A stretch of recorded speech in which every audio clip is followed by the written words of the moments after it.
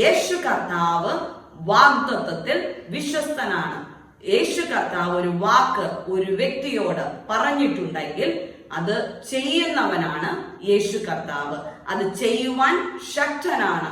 ദൈവം വാഗ്ദത്തങ്ങൾ വിശ്വസ്തൻ എന്നുള്ളത് നമുക്ക് മനസ്സിലാക്കുവാൻ സാധിക്കും.